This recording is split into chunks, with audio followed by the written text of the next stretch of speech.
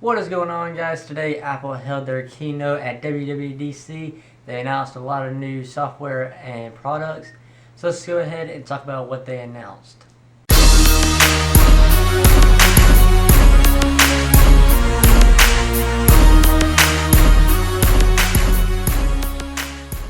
Tim Cook took the stage and started talking about the App Store.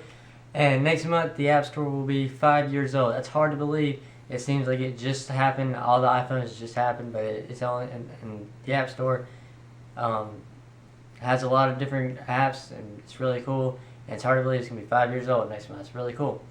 50 billion apps have been downloaded, and 375,000 of those just iPad only. That's insane, guys. There's a lot of apps out there. 575 million accounts, which is with the Apple ID accounts. If you see me looking down, I'm looking at my iMac. I have some notes off to the side because this is a lot of information that I'm going to have to cover, so please bear with me. Craig Federaghi, I hope I said his name right, took the stage and then started talking about the Macs. For the past years, Apple has used big cat names, including Snow Leopard, Lion, and the current one, Mountain Lion. Well, Apple ran out of these types of names, and they teased us and joked about having the next OS 10 being called Sea Lion.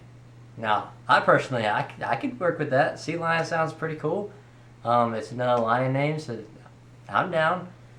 But no, that's not what it's going to be. They announced iOS 10 Mavericks.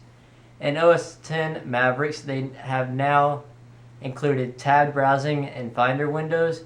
You can now tag files in Finder. So, what tags means is you can have all different features or different pictures or something. You can add tags into it. Be like, if it's a sports picture, put sport, baseball, whatever, and then you hit the search on the spotlight and it'll pop right up. So that's pretty cool.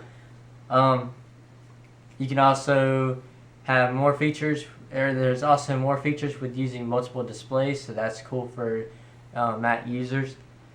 It also includes a better battery life for the MacBooks, and with OS 10 Mavericks, you're only using your CPU with the apps and windows that are visible to you to save battery life. So let's say you have iMovie up, you have Safari up, and you have iPhotos up. Well, if you only have Safari to where you can see Safari and the other ones are behind that, your iMac is only using the memory of Safari. So that's pretty cool. Then they started talking about iCloud, a new feature called iCloud Keychain. It will let you log into websites and it will sync it across all of your devices so you're logged in everywhere. Now this could be a good thing and a bad thing for security reasons. You can have different iPhones and iMacs and iPads, and if you go on a website and you put in your information and you go on your iMac and you go to your iPhone, do the same thing, you don't have to type in your information, it'll already be synced into it. So that could be a good and a bad thing if someone gets a hold of your iPhone or something and tries to buy something, your credit card and all that information, your passwords are all in there already. So that could not be a good thing. Another feature is the new Maps app on OS 10 Mavericks.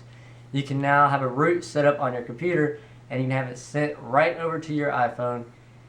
And so when you're in the car, you have your map on your iPhone. A new calendar is also in the iMacs, or the Mac OS 10 Mavericks.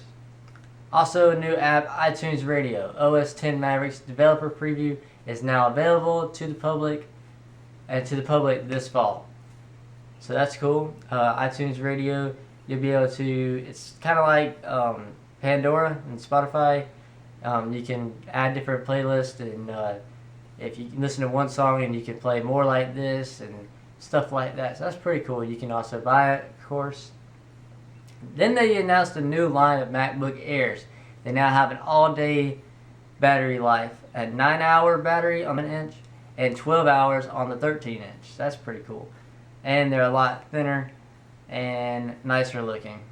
New MacBook Pros, 12-core Intel Xeon processor, 256-bit processor, ECC memory, 1866 megahertz, and 60 gigabytes performance, flash storage Thunderbolt 2, 20 gig throughout, and 6 device per port, and backwards compatible. And this device, this Mac Pro looks insane. It's like nothing we've seen before. It's round, as you can see in the pictures on the side of me. It's insane looking. It's awesome. Another thing with what Tim Cook said was 300 million iCloud accounts, 8 billion iMessages sent, and 7.4 trillion notifications received. That's insane. Then the big moment we all were waiting for, it was finally announced. Tim Cook announced iOS 7, and it looks awesome, guys. It's a whole new design, a few noticeable features that you'll see if you look at pictures right now. It's multiple pages and folders. Notification center is now on the lock screen, now a control center.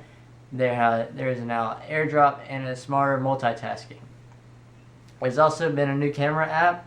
Has the option to take a square picture so it fits on Instagram, so that's cool. You have regular photos, square photos, pano, and video, of course. Other iOS features are the FaceTime and messaging, phone FaceTime and messaging blocking, so that's cool. Free FaceTime audio calls over Wi-Fi. I'm pretty sure AT&T and all of those carriers are probably going to be mad about that, but hey, it's Apple. Siri now has a new interface and a new male or female voice, and it sounds so much better. It is now a lot smarter, so you can ask it more questions. It can control your Bluetooth and your brightness, and you can say, Siri, turn down my brightness, and it'll do it for you. And it's also, you got a man's voice on there, so that's pretty cool. And the regular Siri's woman voice is a little bit different too. It also has better Twitter integration, Wikipedia, and Bing integration. The App Store updates automatically now in iOS 7. It's about time, Apple. Android already does this, and it's funny how Apple hasn't figured that out and why they haven't done it in the past, because that's something that I hate. I hate seeing an app updated little 1 or 2 above my App Store. Let's just update it automatically. Why do I need to go into the App Store and update it myself? But that's it. That's what that is. iOS 7 developers get a beta now, and everyone else will get it this fall. So if you're a developer, you can go ahead and download it and enjoy it. I'm not. I wish I was, so I'm going to have to wait till the fall unless I make a developer's account, which I don't know if I will or not. But, yeah. This about wraps up my recap video of Apple's event, guys. This isn't everything. There is so much more that Apple announced. So if you want to know more, head on over to apple.com. You can see what else they had to announce.